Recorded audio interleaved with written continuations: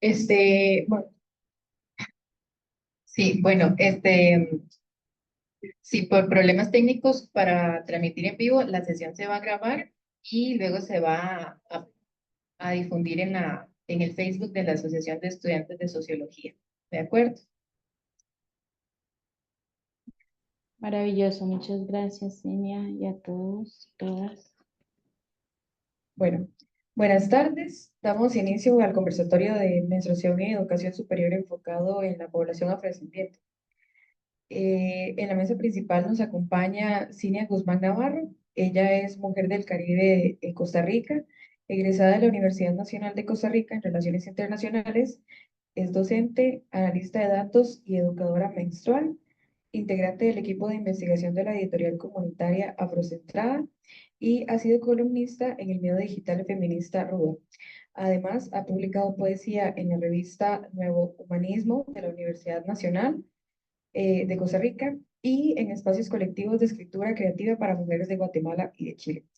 Además, es participante de iniciativas regionales para la integración de niñas y jóvenes en STEM con la organización Tejiendo Redes de Infancia, eh, Society of Women Engineers, Costa Rica y Kid Girls Latam. Es participante de la red de menstruactivismo de Latinoamérica con su proyecto Luna Escuela de Educación Menstrual dirigido al acompañamiento de la primera menstruación.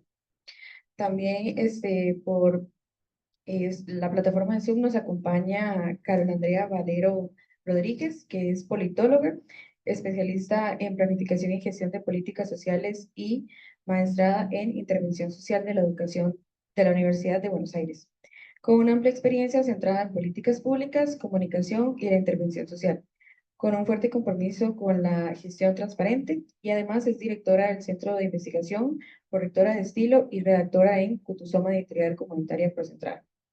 Además, también tenemos a Yadira Salazar Hurtado, que es afrodescendiente del Pacífico colombiano, es profesional en ciencia de la información y especialista en derechos humanos y magíster en estudios culturales latinoamericanos. Cuenta con experiencia en manejo de información especializada en bases de datos académicas en unidades de información universitaria y cultural y ha sido gestora comunitaria por más de 4 años en territorios con poblaciones afrodescendientes, en especial con mujeres, jóvenes y niñas en el departamento del Cauca y Valle del Cauca. Ha contribuido a a la construcción social por medio de la implementación de proyectos sociales, culturales y productivos. Desde el ejercicio investigativo, es autora de un blog titulado Voces Negras del Pacífico en Agua Blanca, cuyo interés principal es exponer las dimensiones del racismo estructural en el distrito de Agua Blanca, Cali, Valle del Cauca. Y además reúne 3 crónicas de historias de vida de personas afrodescendientes que han migrado al Pacífico hacia el distrito de Agua Blanca, donde enfrentan condiciones de desigualdad social, segregación espacial, racismo y discriminación. Actualmente trabaja para la Dirección Técnica de Investigaciones de la Universidad Escuela Nacional de Deporte y hace parte de la editorial de Cutusoma como investigadora de base en poblaciones afrodescendientes del Pacífico colombiano y ha participado como colaboradora de investigación del primer encuentro internacional de las naciones afrodescendientes del 2024 organizado por Cutusoma. Además tenemos a la compañera Evelyn Quiñones Cabezas, que es contadora pública y magíster en gerencias y práctica del desarrollo de la Universidad de los Andes, con amplia experiencia en el diseño e implementación de estrategias comunitarias y políticas públicas en enfoques de género, interseccionalidad y sostenibilidad. Además, desde el 2019 coordina la Fundación Colectivo Ecofeminista Afroindígena Luna Brown, una iniciativa pionera que aborda la menstruación como eje transformador para la justicia social, la autonomía corporal y la regeneración ambiental.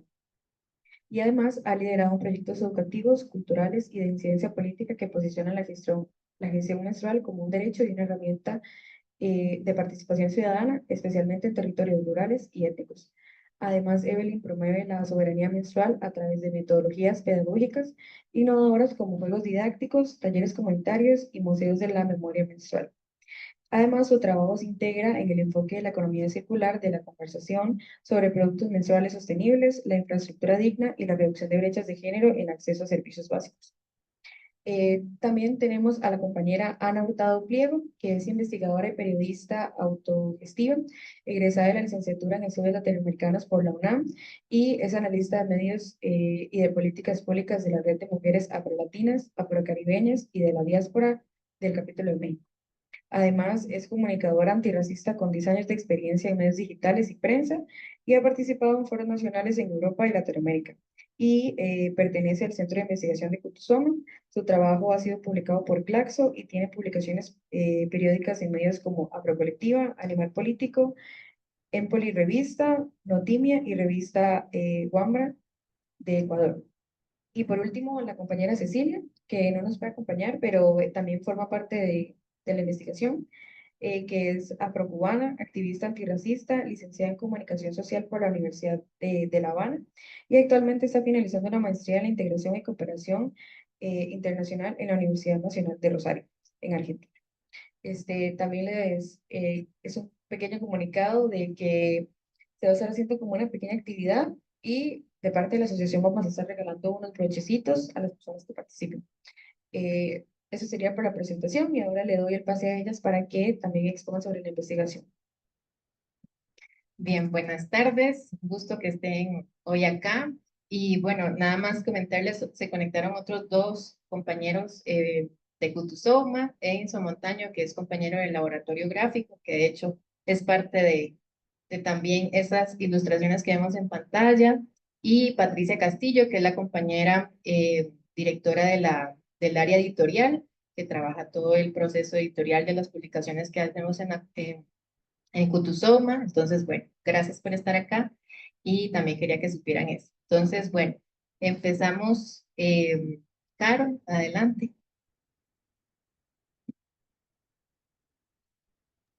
Bueno, muchísimas gracias por la invitación. Les agradecemos un montón. El proyecto de Kutusoma es muy interesante y muy especial para nosotros. Me ha gustado también que se hayan podido conectar Edinson y Patricia, que están conmigo desde el inicio también en este proyecto. Y bueno, que son los encargados de mucha de la gran parte de los avances que hemos podido hacer. Les pido seguir a la otra diapo, por favor.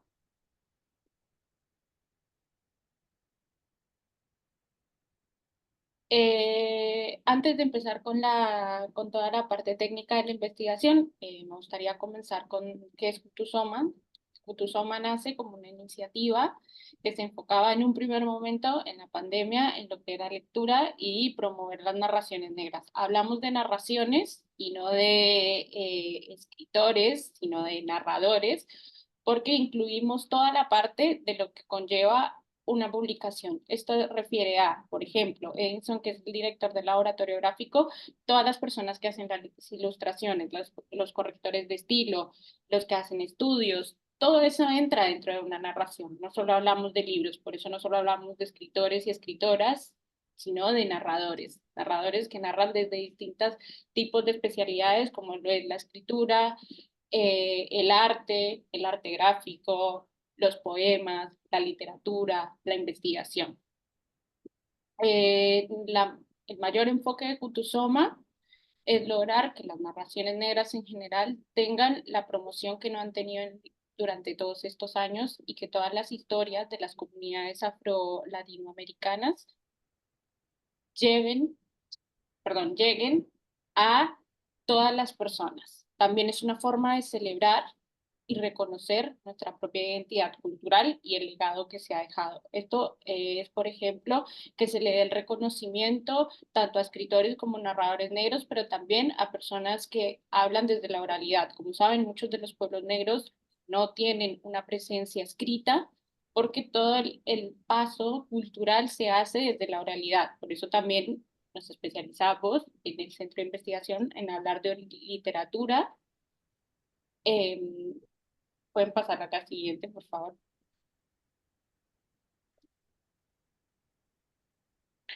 Y por eso la estructura de Kutusoma está dividida en distintos espacios, como lo son el laboratorio gráfico, la editorial, la biblioteca, el centro de investigación, el área de oralidad, el club de lectura, el club de escritura. Todos estos espacios llevan diferentes iniciativas que buscan esta promoción de la que veníamos hablando anteriormente. Por ejemplo, actualmente en el área de escritura se formó un semillero de escritura en el que se buscaba que escritores y escritoras negras participaran y mostraran su arte. Esto también se hace focalizando en que no se les cambie la impronta propia de las narraciones negras. Por ejemplo, en Colombia, en especial en el Pacífico colombiano, tienen particularidades a la hora de hablar y desde la editorial buscamos promover eso. Cuando hacemos ediciones o correcciones de estilo, buscamos que las correcciones sean tanto para que las personas puedan leerlos como también para que esa impronta se mantenga. No cambiamos palabras, no cambiamos modismos, porque nos parece importante no quitarle la esencia propia de quien escribe. Este semillero que se lleva a cabo me emociona porque ahora va a sacar el primer libro y es un poemario que se llevó a cabo después de una ardua investigación, después de un arduo proceso de desarrollo, y eso es algo fundamental que viene haciendo Kutusomo.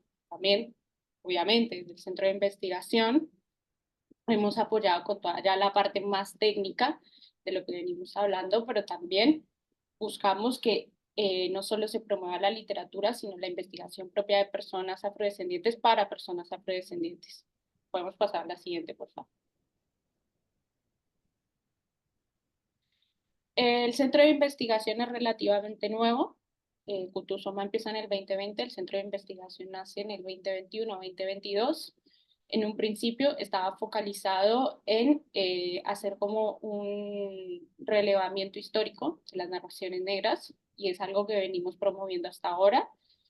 Este espacio, si bien yo soy la directora, siempre intento que sea horizontal y lo que buscamos es promover que todas las investigaciones sean hechas por personas negras para personas negras. Esto a qué se debe en que muchos espacios de investigación o incluso muchos espacios educativos es muy poca la presencia que tenemos de personas negras, en especial en lo que es Latinoamérica, y tenemos muy poco espacio, no solo de personas negras dando clase, no solo de personas negras investigando, sino también de libros escritos por personas negras latinoamericanas. ¿Esto a qué se refiere? Por ejemplo, yo como politóloga o como interventora social leo muchísima literatura de Norteamérica o de Europa, pero es muy poco lo que leo de acá y la mayoría de las cosas que leo de acá están promovidas por gente blanca. Entonces también el centro de investigación nace como una forma de lograr insertarnos en este tipo de espacios. Y también se busca como que el foco principal, o al menos la iniciativa que queríamos llevar a cabo, es reivindicar este pasado histórico de resistencia que está plasmado en muchas obras que, como les mencionaba anteriormente, se pasan a nivel oral o a nivel gráfico o a nivel ilustrativo, pero no a nivel escrito y por eso se le da menos importancia. Sería como una jerarquización de lo que sería la investigación o la ciencia. Entonces nos parece importante desde el centro de investigación utilizar herramientas de investigación propias de las ciencias sociales para promover investigaciones que tal vez no están tan alineadas con lo que es la lógica rígida de una investigación, sino que requiere otro tipo de herramientas que vayan más allá, como lo es la observación participante, como lo es tratar con personas que no están acostumbradas a la investigación y a la vez que no se les vea como meros objetos investigativos, sino que se contemple toda la trayectoria cultural y todo lo que eso representa para todos nosotros y su legado. Podemos pasar a la siguiente, por favor. El centro de investigación durante estos años ha llevado varias actividades que si les parece bien y si Cinia puede hacer, me gustaría que les haga llegar el blog de la editorial en donde cada una de las personas que participa del centro de investigación ha hecho artículos cortos investigativos sobre diferentes temáticas y diferentes áreas que van desde la menstruación como lo que nos trae hasta acá, como también lo que es la presencia de escritores afro en lugares como Argentina. Yo actualmente radico en Argentina, en donde se niega la presencia de personas afrodescendientes, pero hay una presencia marcada que se ha invisibilizado durante muchos años después de la que fue la gran migración europea a la Argentina en estos últimos años. Eh, y otro tipo de artículos relacionados con temas de interés. Entonces sería muy bueno que les vayan a revisar, porque esto también son pequeños bosquejos de lo que venimos haciendo en investigaciones y y lo que nos han traído hasta acá. A la vez, estamos empezando con un plan de incidencia política. Está focalizado principalmente en Colombia, que es la sede principal de Cutusoma. Si bien tenemos presencia en distintos países, esta sería como la sede base. Este plan de incidencia busca que se reconozcan las narraciones negras que entren dentro del archivo histórico y que a la vez incluyan otro tipo de expresiones, como les he venido mencionando hasta ahora. Y a la vez, en esto hemos desarrollado lo que son ensayos, artículos y ponencias, como el artículo que vamos a presentar hoy, y a la vez para el primer encuentro de narraciones negras que se hizo el año pasado, promovido por Kutusoma, presentamos una ponencia que habla sobre todo este tema de cómo se ha relegado las narraciones negras alrededor de la historia. Entonces, para una explicación más detallada sobre esta ponencia, también ya quisimos dejar a mi compañera Yadira y también para no colonizar la palabra.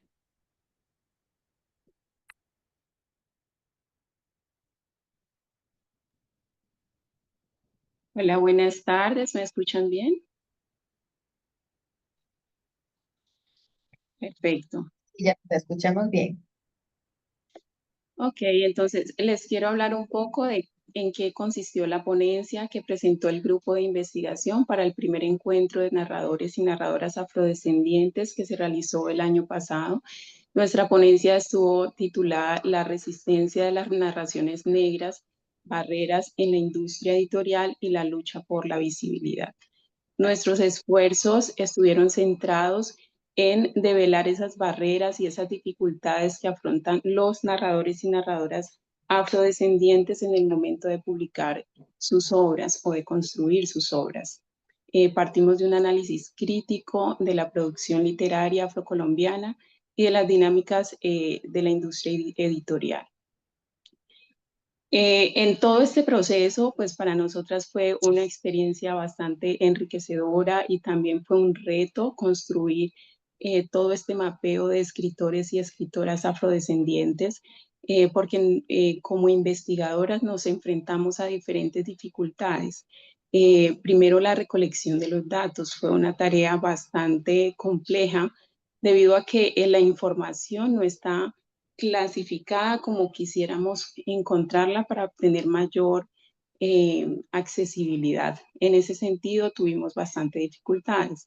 Eh, si bien tenemos algunos antecedentes de instituciones y algunos estudios que han abordado la temática de hacer una reconstrucción de quiénes son los escritores y escritoras afrodescendientes, pues no existe un trabajo completo que reúna a todos los narradores y narradoras afrodescendientes y sus obras.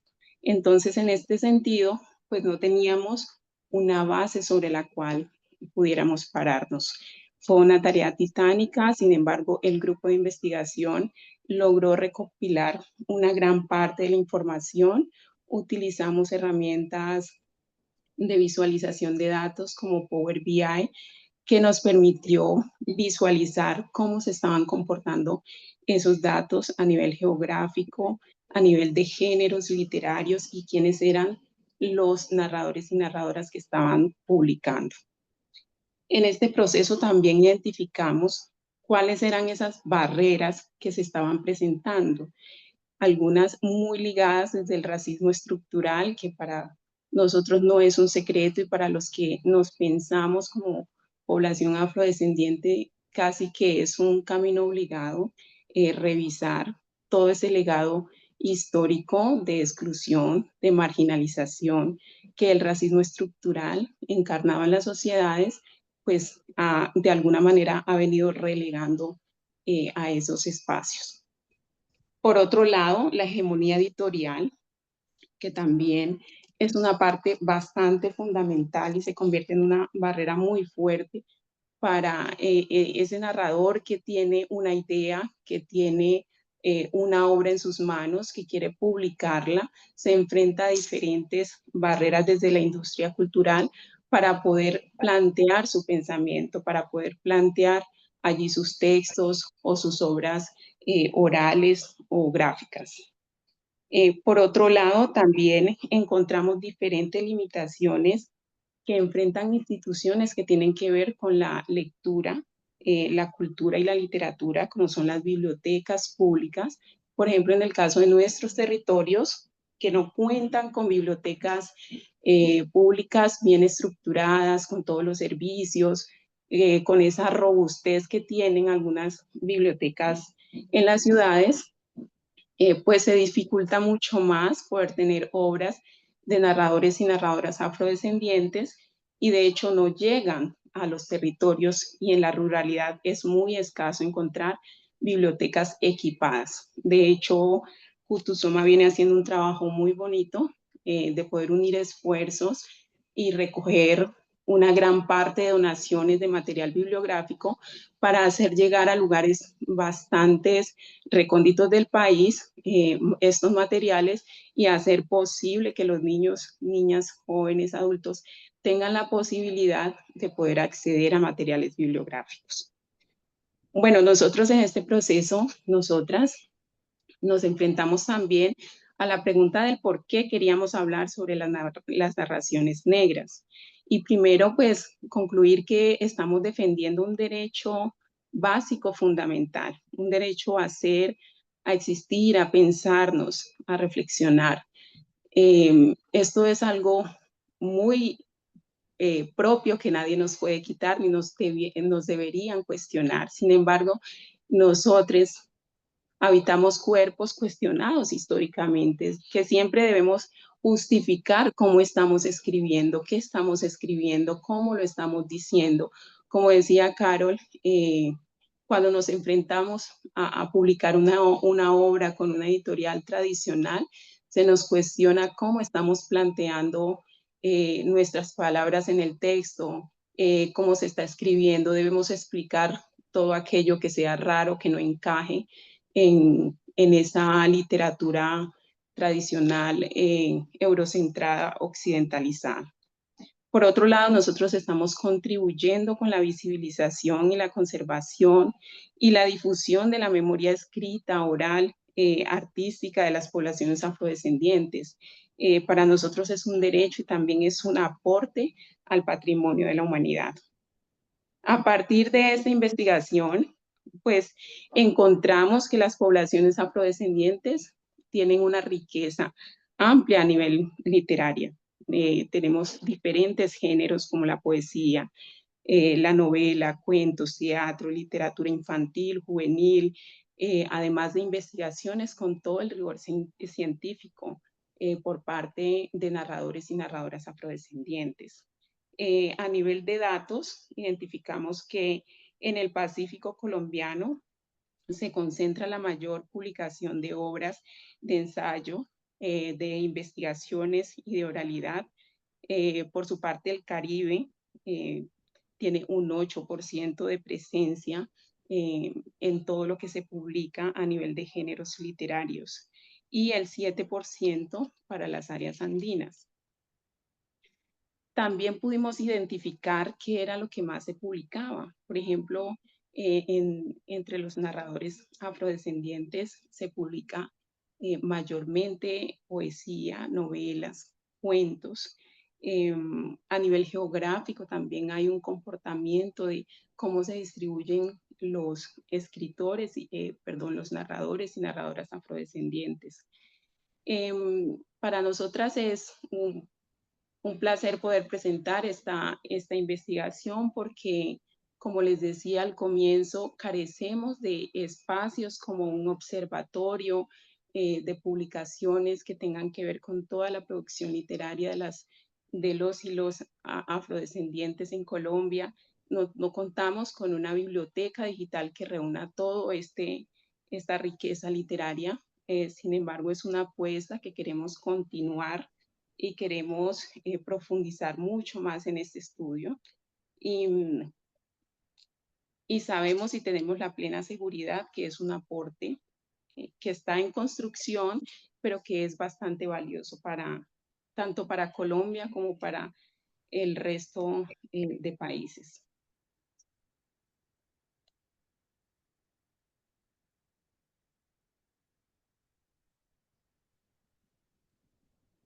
Compañera Carol, puedes continuar si deseas. Gracias, Yadi.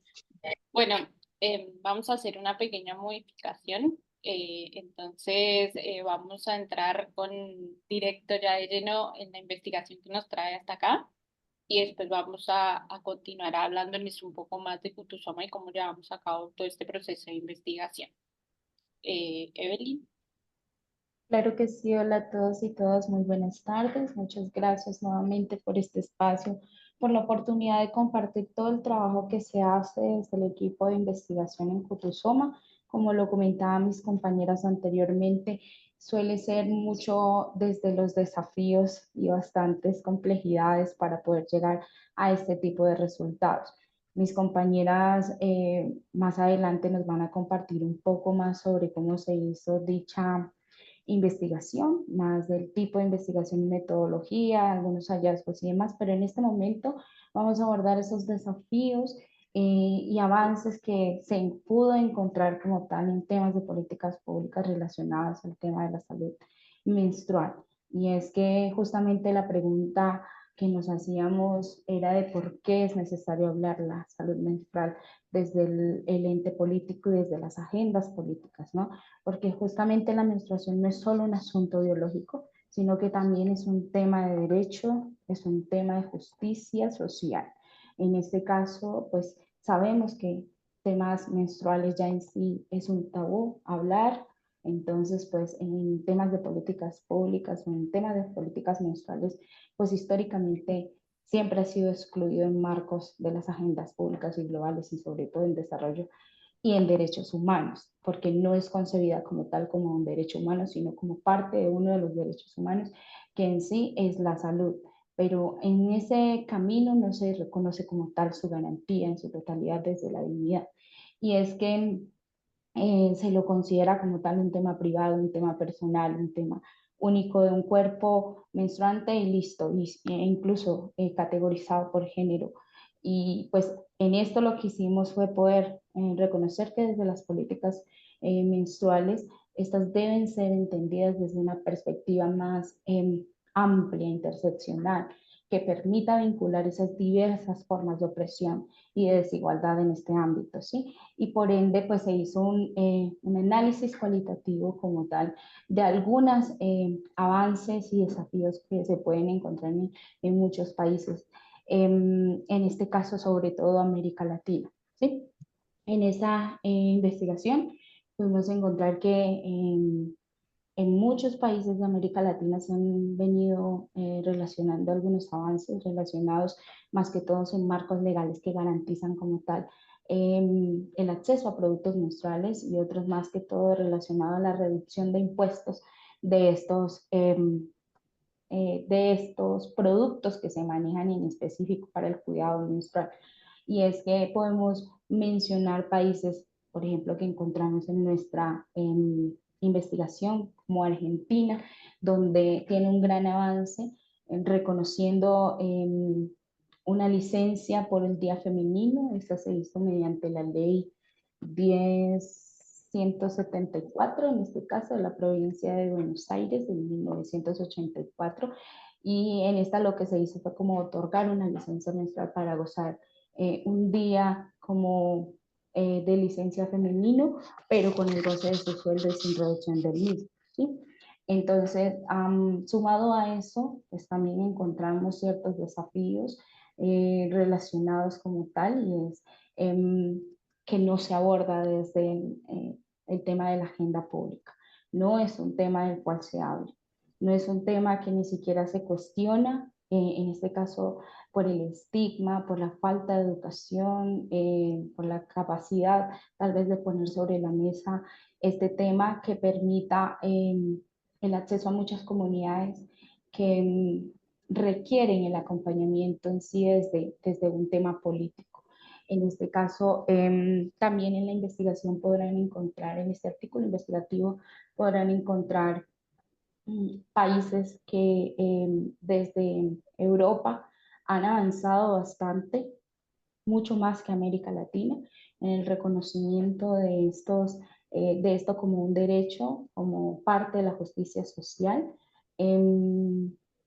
también podemos encontrar que la base como tal para poder llegar a la incidencia política de la menstruación ha sido desde los activismos feministas, ¿sí?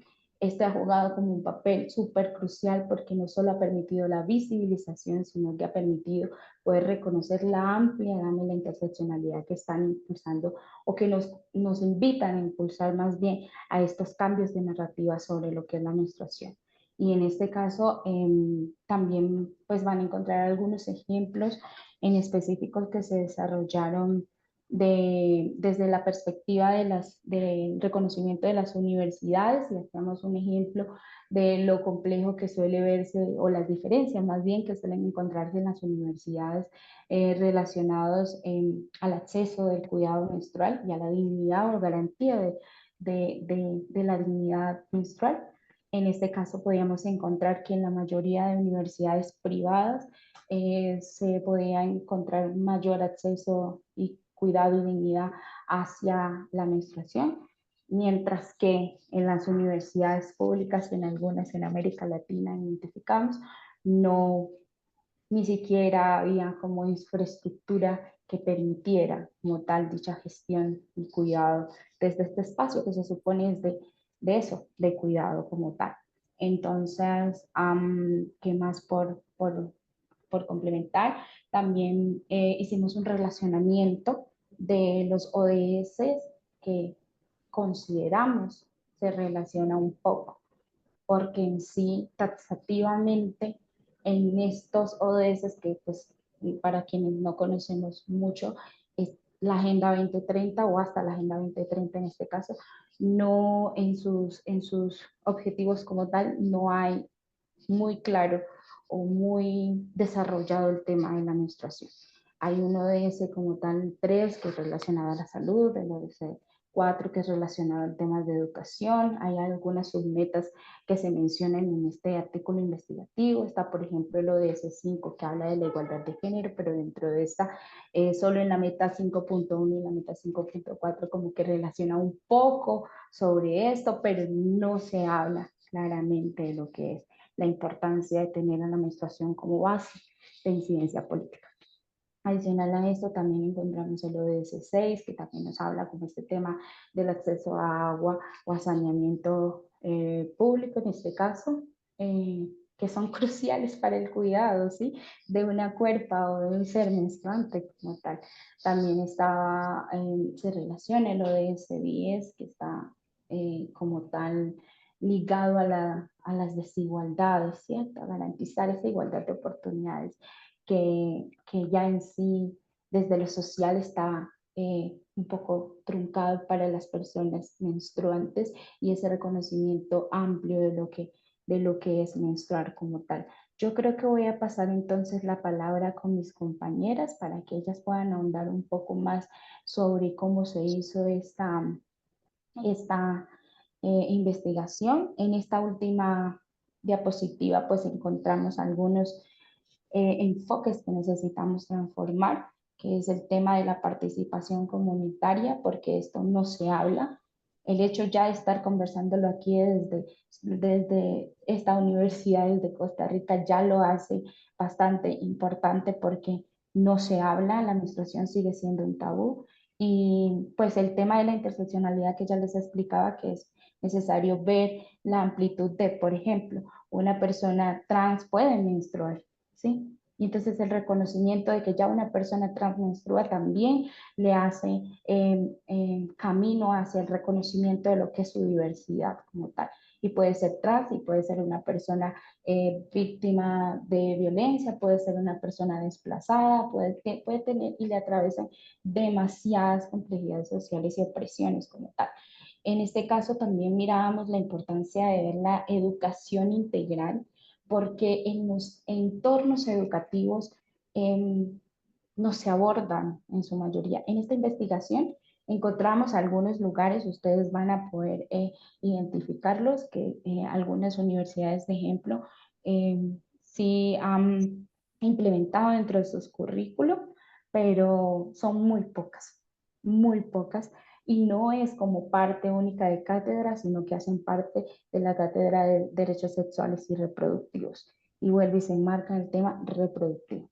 Em, el tema de la inversión con enfoques de género. Sabemos, identificamos que es supremamente importante tener en cuenta todo esto que dije anteriormente de los ODS, de algunas políticas públicas que se han adelantado, algunos consensos que conllevan hacia la menstruación, pero se quedan ahí. No hay una inversión como tal o no hay como mayor interés en poder invertir en temas de infraestructura para el cuidado de la dignidad menstrual. Yo creo que voy a dejar hasta ahí, debo retirarme por temas laborales, pero yo estoy muy atenta si hay una pregunta específica en temas de esto que acabo de compartir. Es una investigación que en más de 10 páginas nos cuenta muy resumidamente lo que es desde lo cualitativo y alguna identificación de casos reales sobre lo que es la menstruación y el avance en políticas públicas para poder responderles si hay preguntas. Y en verdad muchísimas gracias que esto se haya puesto sobre la mesa y desde este ámbito tan importante que es una universidad como tal.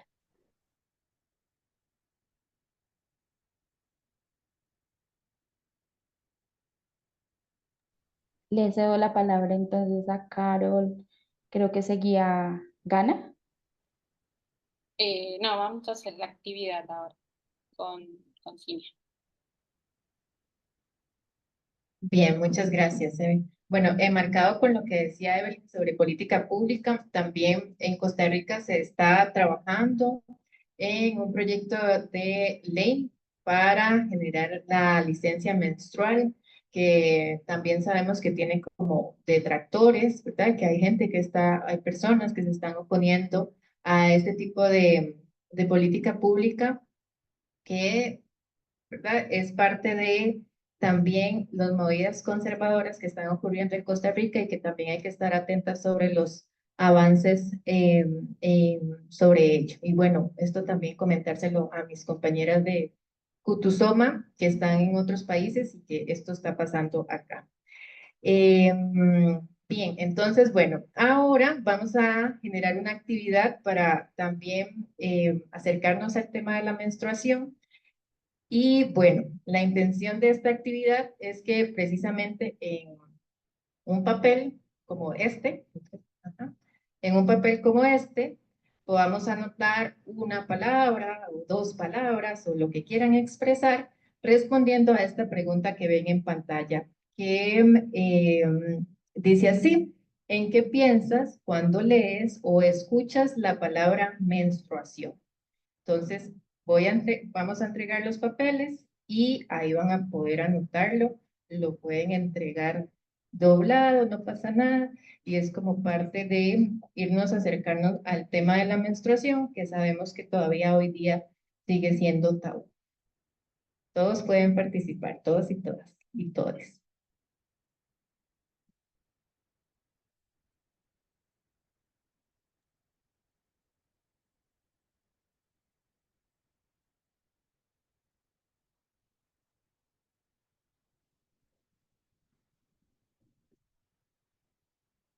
Gracias.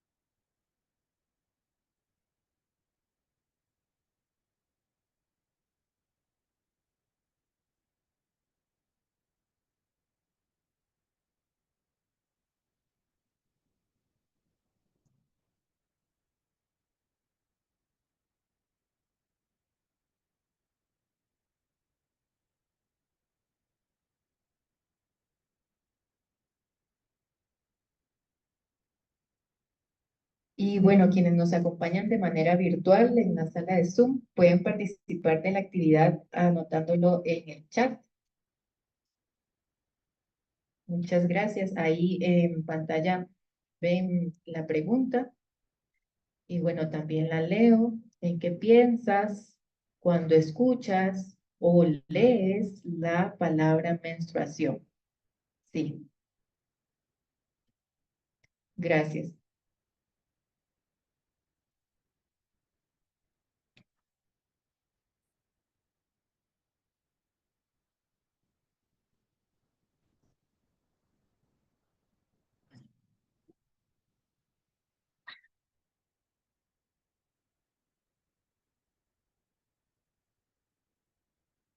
No hay respuestas incorrectas, ¿verdad?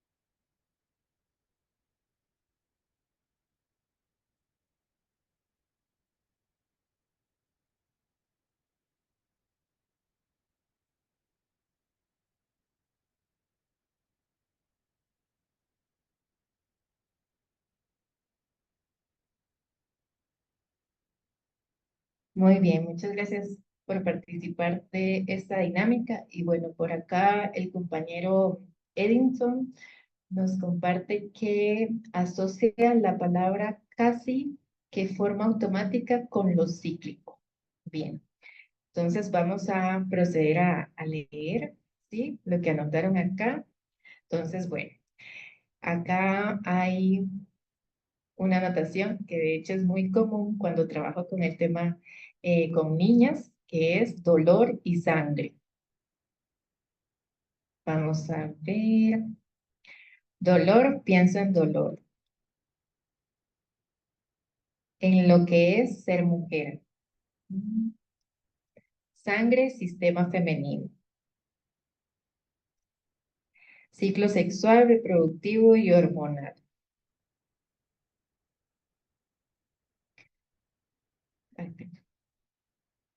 No saber ni qué me pasa. Dolores y cambios de humor, ganas de llorar por todo. En ese momento del mes, pienso en lo que me cuesta, bueno, pienso primero en ese momento del mes, pienso en lo que me cuesta hacer tareas cotidianas esos primeros días. Cuando la mujer está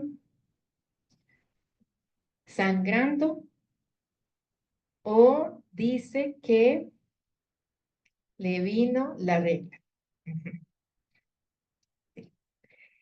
En estigma y silencio. En nuestra cultura, hablar sobre menstruación sigue siendo un estigma.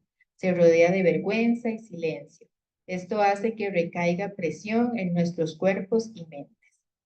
Bien, muchas gracias. No sé si alguien más escribió ahí en el chat.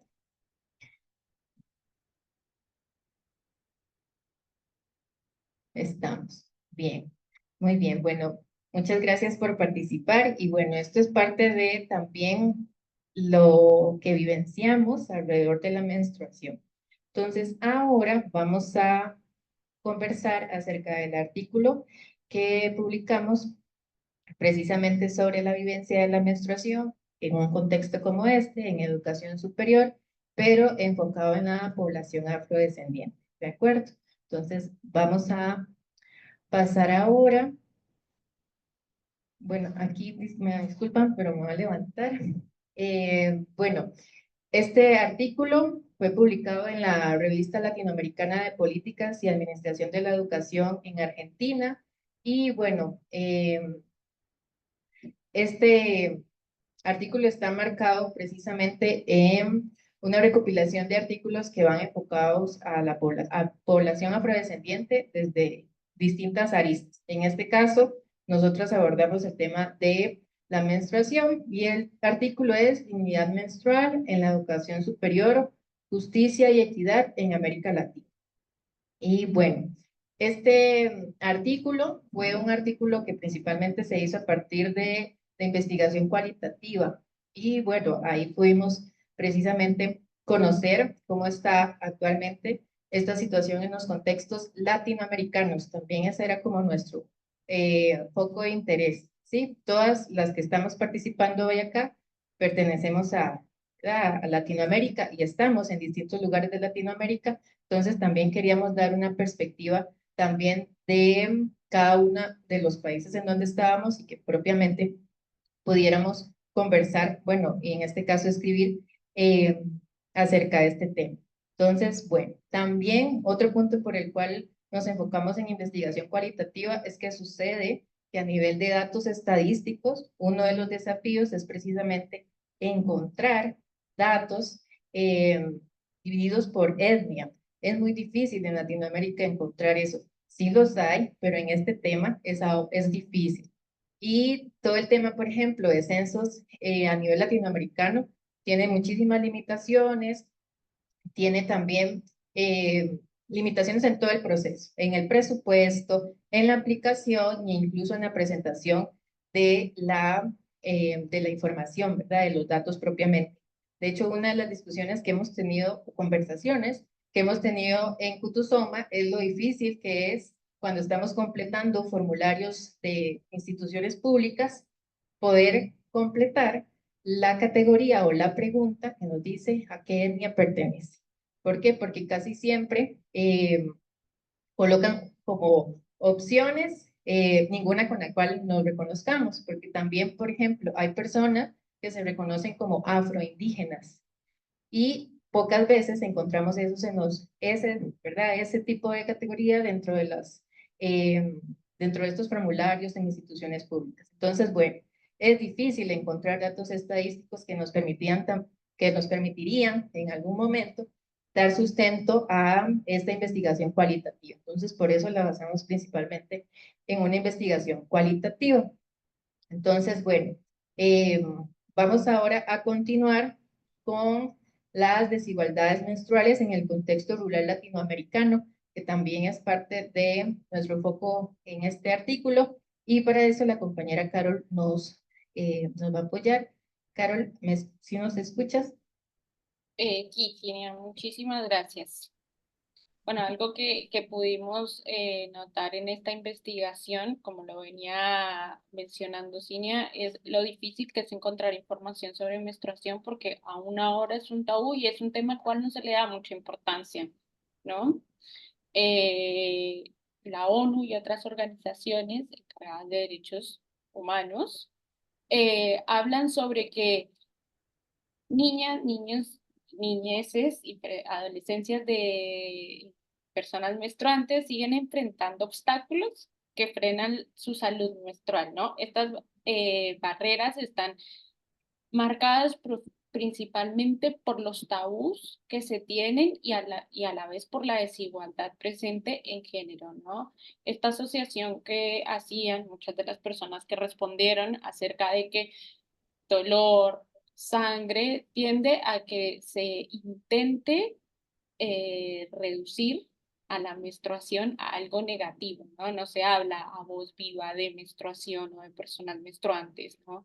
Es algo que tenemos que ocultar, es algo de lo cual no tenemos mucha información, ¿no? Esto que viene de hacer las charlas de mujeres,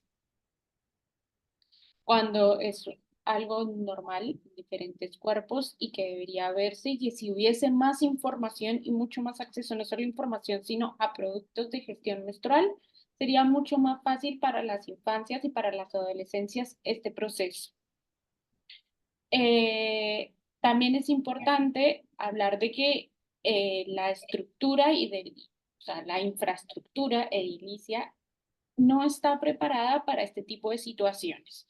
Esto no solo se ve a nivel general de las grandes ciudades o de las zonas rurales, sino también en las universidades, ¿no? Muchas de las universidades, en especial en zonas rurales, no se encuentran productos de gestión menstrual como lo son toallas femeninas, bueno, toallas femeninas no me gustan, toallas, eh, tampones, eh, acceso a limpieza, a que estos lugares no sean focos de infección, como que hay un montón. A su vez, esto se entrelaza con lo que veníamos hablando, que impacta más directamente con personas en zonas rurales y que a su vez esas personas están intrínsecamente relacionadas con lo que es la clase y la raza, ¿no? Acá podríamos mencionar algo que menciona Kimberly Crenshaw, que es la persona que habla sobre interseccionalidad. Si bien ella no habla de la interseccionalidad desde ese punto, porque lo hace más desde un punto, desde el derecho, sí es importante que en su concepto de interseccionalidad es que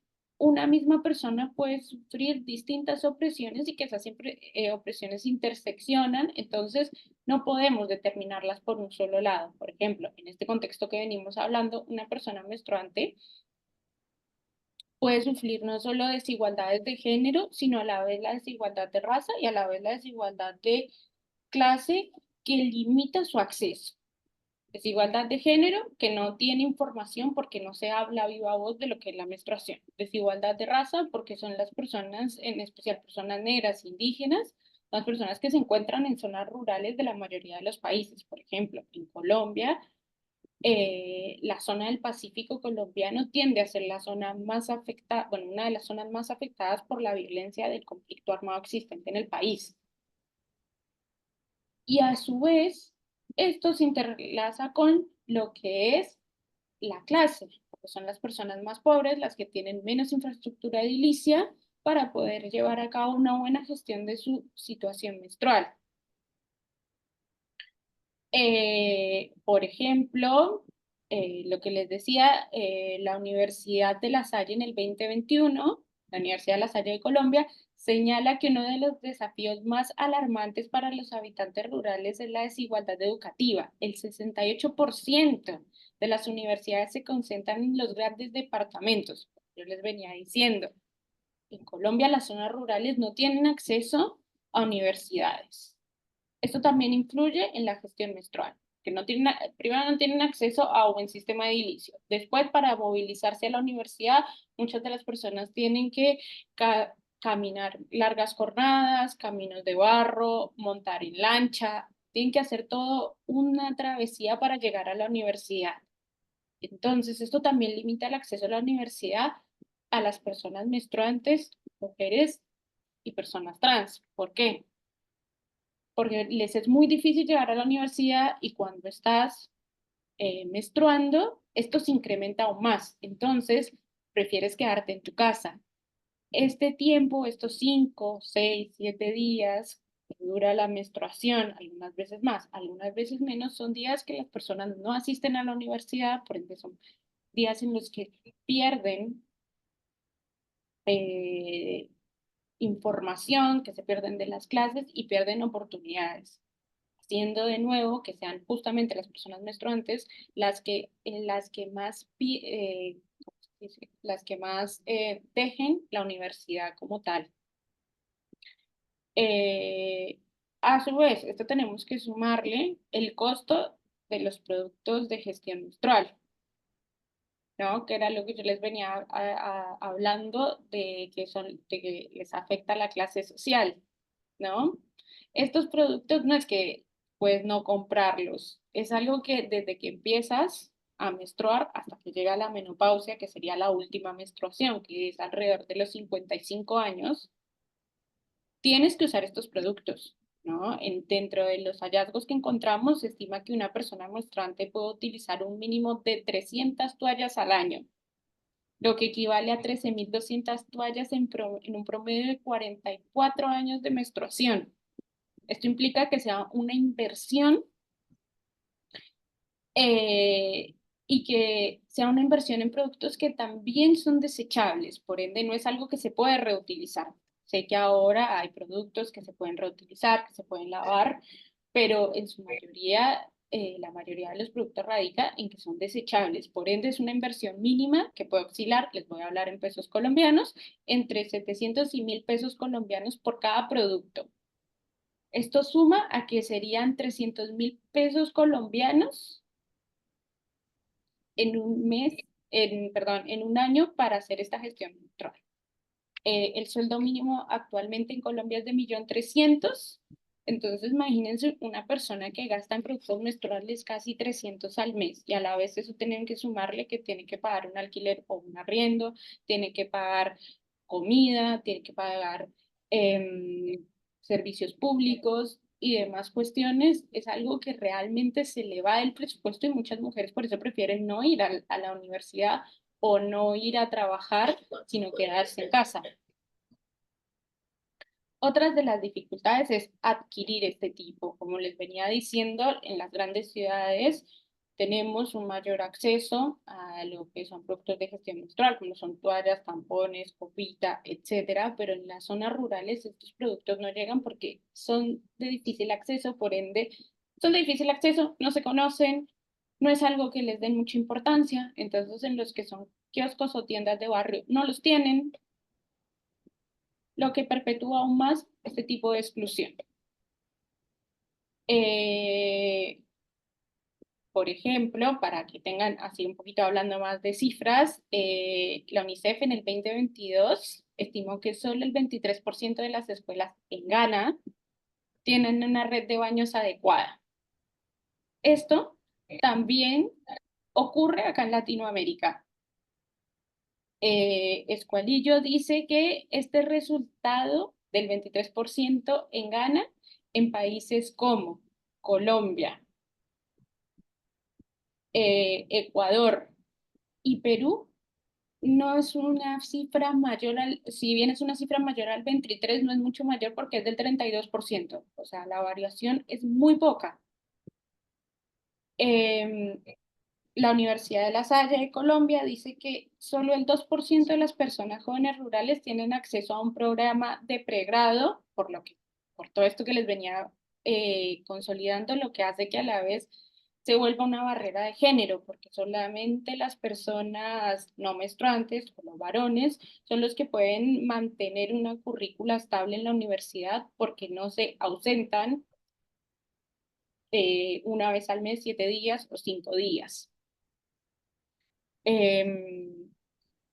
Y a esto tenemos que sumarle que en especial en zonas rurales, por el poco acceso a la información, en especial, o sea, si ya es difícil en espacios como lo que son los espacios universitarios o escolares hablar de menstruación, imagínense las zonas rurales donde se tienen ciertos tabúes, ¿no? Tabúes, no solo nos referimos a que la menstruación sea mal vista, o sea, vista como algo vulnerable, ¿no? Con esta distinción que se tiene que la sangre puede ser tanto vida como muerte, sino también porque no se le nombra como es, ¿no? No hablamos de menstruación como tal, sino que si bien es un proceso biológico y natural, se le tienen nombres o eufemismos como lo son. No sé, en Colombia se le dice Juana la Colorada,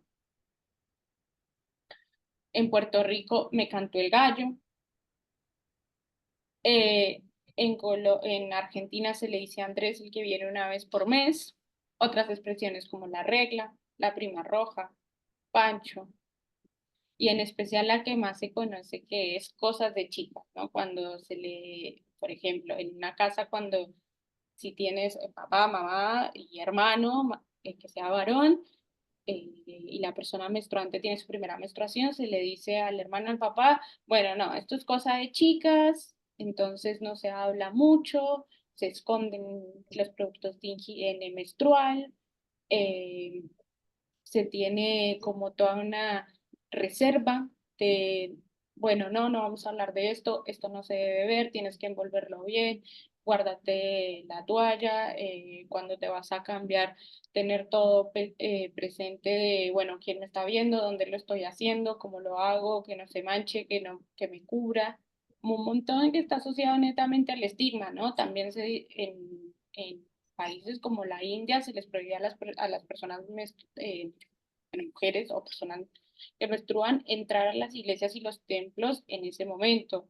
Algo que yo mencionaba con las chicas era que a mí me decían, no, si estás menstruando, no puedes cortar el cabello, no puedes regar las plantas, como toda una cosa de una serie de rituales, entre comillas, que no se hacen porque estás menstruando, ¿no? O esto de que no se hable de que los dolores menstruales, escuchaba hace poco una investigación que decía que se pueden asociar a como si fuera el dolor es similar a como cuando uno está sintiendo un paro cardíaco. Yo pensaba, wow, y uno convive con eso y te dicen, bueno, te tomas una pastilla y ya está, ¿no? Entonces también en Argentina también se estaba comenzando hace poco, igual se tiró atrás, como saben, un cambio de gobierno y se tiró atrás todo lo que se había logrado a nivel menstrual, de que se dieran licencia por menstruación, ¿no? Y cuando uno escuchaba los debates, todos decían, bueno, pero eso no duele tanto, pero se toman una pastilla y ya están, y es como cómo se ve que hay muy poca información y que no se incluye en esto y que se tienen un montón de tabúes, o sea, es como no hablamos, pero a la vez sí hablamos de menstruación, pero a la vez lo escondemos. Bueno, Cinia, si me quieres aportar con algo más. Sí, gracias, Caro. Bueno, también respecto a los estigmas y tabúes que hay alrededor de la menstruación, sucede que también ahora enfocándolo en la población afrodescendiente, sucede que a las mujeres afro y a las personas menstruantes afro también se les asocia ciertos estigmas que tienen que ver con fuerza, ¿verdad? Entonces se le asocia que tienen la fuerza o la capacidad de soportar estos dolores menstruales mes a mes. Y bueno, de hecho parte de también lo que evidenciamos en la investigación es que en ciertas zonas, especialmente en las zonas rurales, a las niñas cuando ya empiezan a menstruar y que eso también pasa en otros contextos, no quiere decir solo en Colombia, que se asocia con directamente la o esta frase que dice ya es mujer. Entonces, son niñas que a partir de esa frase no solo es el hecho de comentar la frase, sino que también, además de eso, hay todo un ejercicio a nivel comunitario de, bueno, usted ya es mujer porque ya menstruó, ahora le corresponden una serie de tareas que principalmente las deberían de llevar a cabo mujeres adultas, ¿verdad? O hombres adultos, pero que recaen en las niñas por el solo hecho de haber menstruado. Entonces, ¿qué significa esto? Que entonces ya las niñas, desde que están en la escuela, empiezan a cargar con una serie de tareas cotidianas que no les corresponde y que eso también significa que ellas no puedan participar de la misma manera que lo hacen los niños dentro del centro escolar y después de eso en el colegio. Entonces, eso también va perjudicando su rendimiento académico y que en parte por eso también tiene peso el hecho de que veamos tan pocas personas, mujeres y personas menstruantes afro en educación superior. Entonces, bueno, además de eso, también existe toda un control y vigilancia sobre los cuerpos de las niñas porque la menstruación desde esa edad se empieza a asociar con la reproducción. Entonces, las mamás, ¿verdad? Las tías, las personas de la comunidad empiezan a vigilar el o la interacción que pueden tener ellas, especialmente con hombres. ¿Por qué? Porque pueden quedar embarazadas.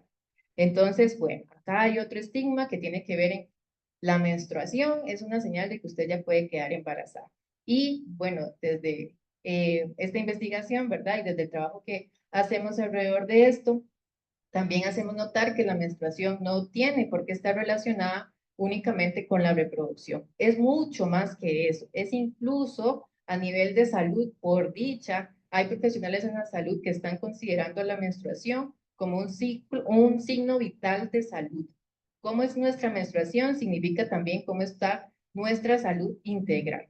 Entonces, bueno, eso por ahí.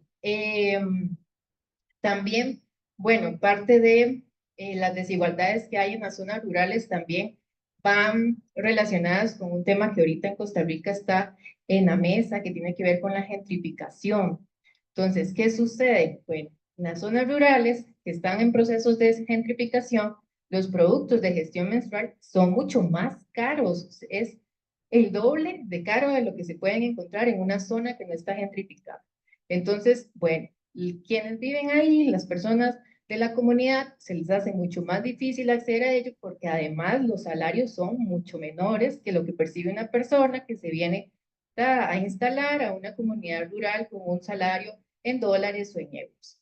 Entonces, bueno, además de eso, como decía Carol, la diversidad de productos de gestión menstrual es muy poca, o sea, los tampones y las toallas menstruales es lo que se puede conocer. Ahora un poco más la copa menstrual, pero ¿qué sucede con la copa menstrual? Sucede que en las zonas rurales y incluso en las zonas urbanas, el acceso a agua potable no es, no es el idóneo, ¿verdad? Las copas menstruales se tienen que lavar con agua hervida y demás, pero muchas veces el agua ni tan siquiera llega. O sea, por ejemplo, yo soy de la provincia de Limón y el año pasado tuvimos una época de sequía que nadie esperaba, ¿verdad? Que nadie esperaba y que nadie se preparó para eso. Entonces, no había acceso en algunas zonas de agua para poder, por ejemplo, gestionar productos de gestión menstrual.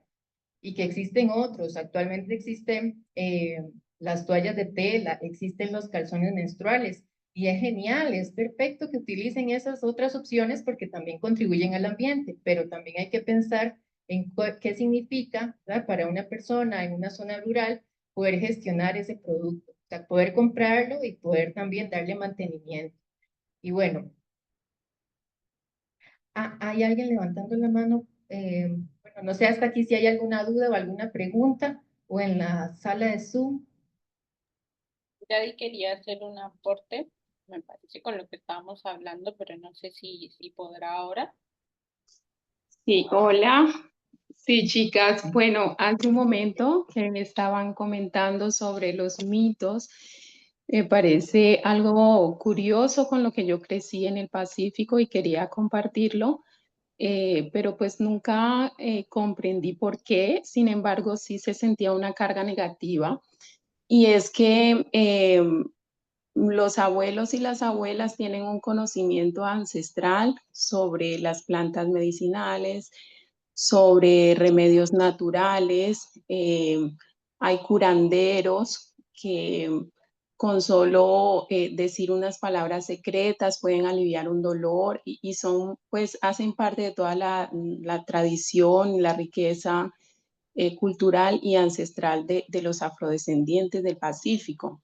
Entonces, yo veía que a los que les enseñaban este tipo de saberes eran a los hombres y casi siempre se nos pedía a las mujeres o a las jovencitas que nos retiráramos porque dañábamos ese tipo de conocimiento cuando se estaba aplicando a un enfermo o cuando se estaba enseñando. Y yo siempre tuve la curiosidad de que mi papá me enseñara o mi abuelo me enseñara, pero me decían que no porque las mujeres dañaban esos saberes. Ya ahora, pues yo tuve la conversación con mi papá y yo le decía, papá, ¿por qué nunca me enseñó a mí? Y me dijo, no, mija, es que las mujeres, como tienen eso de la menstruación y tantas cosas, entonces no está bien que se les enseñe esto porque dañan ese conocimiento.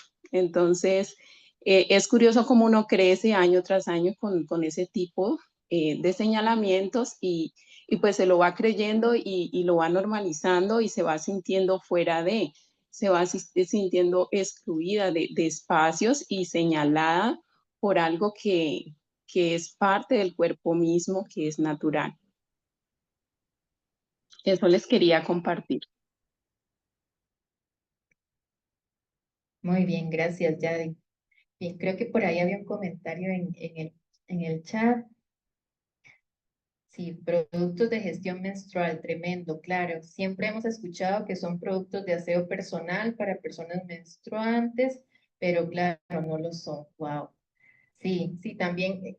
creo que parte de lo que conversábamos cuando estábamos elaborando el artículo era el lenguaje que queríamos utilizar, porque es muy importante también empezar a llamar a nuestros procesos desde otros lugares que muchas veces más bien nos generan estigma. Entonces, por ejemplo, no hablamos de productos de higiene menstrual porque la menstruación no es algo que hay que higienizar, no es algo que está sucio, sino que es parte de nuestro proceso cíclico y que más bien tenemos que gestionar de alguna manera. Incluso también existe el sangrado libre, ¿verdad? El sangrado libre en donde no se usa ningún producto de gestión menstrual y simplemente, y de hecho es una práctica muy antigua, simplemente se menstrua en el momento en el que el cuerpo lo necesita en un servicio sanitario.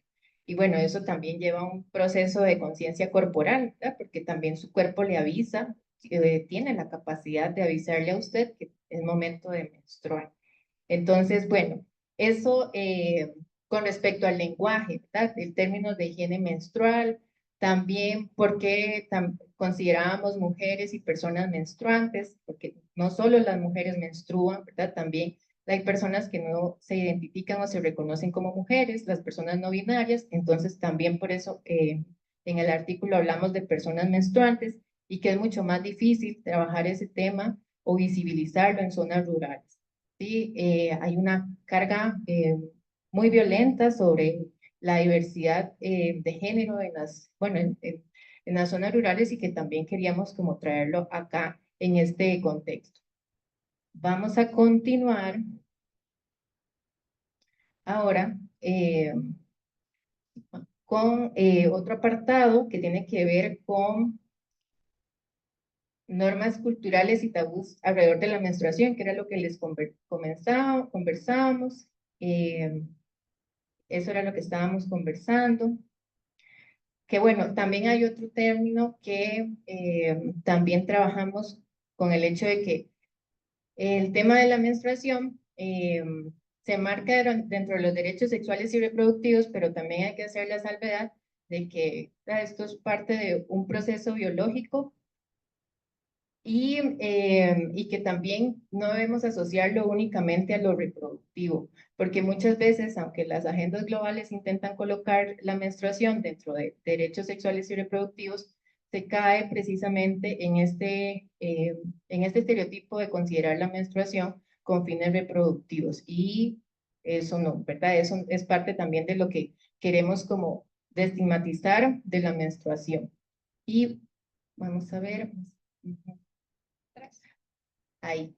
Entonces, bueno, ahora vamos a comentar algunos elementos importantes para traer como a tierra de qué hablamos cuando queremos un acceso a salud y dignidad menstrual.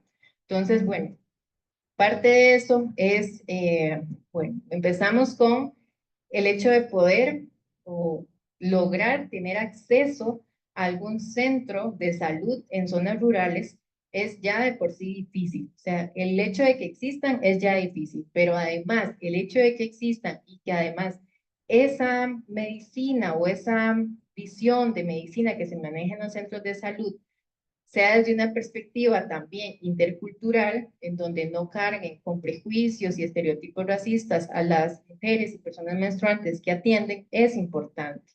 Y además de eso, también tener en cuenta que esta medicina hegemónica muchas veces estos desafíos que encuentran para tratar temas de salud que tienen que ver con la menstruación, por ejemplo, ovarios poliquísticos, miomas, y una serie de situaciones que pasan a nivel de la salud, muchas veces porque la menstruación, incluso en la medicina, no se ha considerado lo suficientemente importante, es difícil poder dar diagnósticos tempranos. Entonces, bueno, no es solo el hecho de poder acceder a centros de salud, sino también que esos centros de salud brinden una atención médica intercultural y que realmente permita que las mujeres y personas menstruantes puedan recibir diagnósticos tempranos y apropiados a lo que esa persona está viviendo y transitando durante su ciclo menstrual. Entonces, bueno, eso por ahí.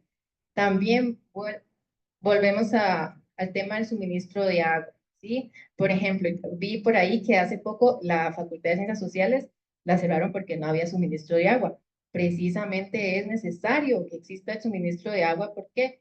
Porque mientras menstruamos lo necesitamos, y no solo para eso, ¿verdad? Lo necesitamos para muchas otras actividades, pero el agua es necesaria para poder permanecer en dignas condiciones durante nuestra menstruación. Entonces, ¿qué sucede? Que en las zonas rurales muchas veces el acceso a agua, por ejemplo, está condicionado, ¿sí? El agua que, por ejemplo, extraen de algunas zonas no es ni tan siquiera agua potable, son aguas de pozo, y eso pasa mucho en zonas rurales. También sucede que debido otra vez a la gentrificación, el acceso a agua potable para la población o para las comunidades es difícil, ¿verdad? Incluso puede que no lleguen o que existen cortes de agua indiscriminados y que, bueno, ya ahí no podamos obtener acceso a agua. Y también, bueno, esto en el contexto más local, pero también es importante tener en cuenta que el acceso al agua en otros países de Latinoamérica es privatizado, ¿sí? Entonces, por ejemplo, casos como Chile es un caso muy particular porque en Chile el agua es totalmente privatizada. Una persona que tiene acceso a una fuente de agua puede vender agua y entonces esa persona, ¿verdad?, puede también hacer ajustes durante el suministro de agua y que eso puede afectar a las personas que realmente lo requieren. Entonces, bueno, también hablamos de privatización del agua en algunos contextos latinoamericanos y hay otro que tiene que ver con la contaminación. Entonces, bueno, en contextos, por ejemplo, donde hay minería o donde hay agroindustria, Costa Rica no está exenta de eso, las fuentes de agua han sido contaminadas. Y eso todavía dificulta más porque no son agua, ¿verdad? No es un agua que pueda, por ejemplo, tratarse para los servicios sanitarios o, por ejemplo, para lavar algún producto de gestión menstrual. Y por último, el tema de acceso a servicios sanitarios. Pero no es solo el hecho de tener acceso a un servicio sanitario, sino también tiene que ver con el derecho a tener un lugar, ¿verdad?, un espacio privado, ¿verdad?, donde las estudiantes, las docentes y las personas menstruantes que están en un centro educativo puedan ingresar a esos espacios con un espacio privado. Entonces, también tiene que ver en cómo se diseñan esos espacios. Si esos espacios realmente nos brindan privacidad o no. También tiene que ver el acceso a servicios sanitarios con el suministro de jabón para lavarse las manos y papel higiénico. Son también dos elementos importantes. Y que muchas veces eso carece en los centros educativos. Por ejemplo, en los recortes de educación, una de las primeras cosas o uno de los primeros elementos que en las escuelas rurales empiezan a escasear, ¿verdad? O se empieza a comprar menos, es papel higiénico y jabón de manos. Y eso ya lo empezamos a evidenciar en el Caribe. Entonces, bueno, ¿cómo menstruan esas niñas, ¿verdad?, jóvenes y adultas en esos centros educativos? ¿Con qué condiciones? Y también hay otro elemento con el tema de acceso a servicios sanitarios que, bueno, en Costa Rica, y esto para que también lo conozcan mis compañeras, ya el tema de recolección de basura empezó a entrar en caos. Ya el botadero principal que estaba aquí en la gran área metropolitana ya está al borde. Entonces, bueno, también sucede que cuando estamos menstruando necesitamos colocar precisamente esos residuos en un espacio, ¿verdad?, que sea también limpio y adecuado para eso. Y que además de eso se pueda recolectar. Entonces, ¿qué sucede en algunas zonas rurales? Que también los procesos de recolección de esos residuos ¿verdad?, es difícil. Y además de eso, los lugares donde deberían de colocarlos, los botaderos, ya están colapsando. Entonces, bueno, eso, ¿verdad?, en algunos contextos. Pasa que en otros contextos, al no haber, por ejemplo, servicios de recolección de basura, las personas optan por quemarlos, ¿sí? Quemarlos al aire libre, en el humo y demás, se genera, ¿verdad?, en estas comunidades. Entonces, bueno, eso con respecto al acceso a salud y dignidad menstrual. No sé si alguna compañera por ahí hay. Ajá, adelante. ¿Alguna compañera, algún compañero o compañera tiene alguna duda, comentario, consulta? Ok, Eddie nos dice, qué fuerte se siente como si de cierta manera se sostuviera un sistema donde se impide la agencia sobre los mismos cuerpos menstruantes. Respecto a este aporte que comparte Yadira. Total. Así es, Eddie, de ahí la importancia de poner en la discusión pública este tema aparentemente privado. Muy bien, gracias. Entonces, bueno, no sé si acá hay alguna duda hasta ahora, algún comentario, alguna pregunta, alguna experiencia que nos quieran comentar. ¿Vamos bien? ¿Sí? ¿Se va comprendiendo lo que estamos conversando? ¿Sí? Bien. Entonces, bueno, ahora ujú, vamos a conversar sobre el último trabajo que ha hecho el equipo de investigación dentro de Cutusoma, que tiene que ver también con la investigación. Y acá la compañera Gana nos va a conversar sobre esto. Gana, ¿sí me escuchas? Sí, ¿me escuchan ustedes? ¿Se oye Sí, bien sí la o no? escuchamos. Sí. Sí, Bueno, sí. pues primero que todo, agradecer, bueno, reiterar el agradecimiento por la invitación a este espacio. Yo quería anotar, porque no sé si quienes nos están escuchando allá se hayan preguntado de pronto cómo, o sea, qué tiene que ver, por ejemplo, que un proyecto o una editorial que está enfocada en hablar de narraciones afrodescendientes, de pronto empiece a desarrollar una investigación de índole no tan literaria, ¿no? Por decirlo de algún modo. Si se lo preguntaron, ahora lo voy a responder, y si no se lo preguntaron, pues igual se los voy a contestar, ¿no? Eh, un poco nosotros, ¿cómo es esta participación o cómo justificamos, pues, el que el centro de investigación, pues, también tiene una parte expansiva en la que no solamente se enfoca en analizar o en cuestiones literarias meramente, sino, como lo mencionamos a un inicio, lo que nos interesa es hablar de narración. Y aquí hay una intersección muy importante que nos gustaría compartir a manera de análisis, porque de pronto esto que hemos hablado sobre la higienización de los cuerpos, la manera en que se enmarca o se echan a andar estas políticas de contención o de control biopolítico sobre los cuerpos racializados y específicamente sobre los cuerpos negros, tiene un impacto cultural. Yo, por ejemplo, les preguntaría, ¿cuántas veces en la literatura que ustedes han consumido, de lo que sea, han, han visto representada esta cuestión de la menstruación? ¿Cuántas veces han leído a personajes menstruantes dentro de las historias que ustedes han leído, sea literatura, sean cuentos, sea poesía, sea novela, ¿no? Eh, y esto, aunque parece distante, es importante colocarlo, porque es como si siempre se presentaran a los cuerpos como cuerpos hasta cierto punto irreales, ¿no? O sea, cuerpos que tienen la capacidad de sentir, de enamorarse, de vivir hazañas, pero muy pocas veces se hace mención desde esta parte narrativa sobre la cuestión viva de los cuerpos y cómo es y qué impacto tienen esto. Bueno, que esto mismo que hemos hablado sobre higienización de los cuerpos también se termina reproduciendo en la misma literatura, ¿no? Estamos acostumbrados a consumir literaturas higienizadas, literaturas que no se sienten, literaturas con cuerpos que no evolucionan, que no cambian. Y es importante irlo mencionando, colocarlo, porque este es un enfoque de derechos humanos, pero también un enfoque de interculturalidad que desde el Centro de Investigación y particularmente desde Cutusoma, eh, nos interesa ponerlo más sobre la mesa y nos interesa llevarlo a discusión, ¿no? Cómo pensar las narraciones negras, pero también cómo pensar la difusión cultural en una intersección con las ciencias sociales y en una intersección, o más que intersección, en una apuesta por la justicia racial y la justicia social, ¿no?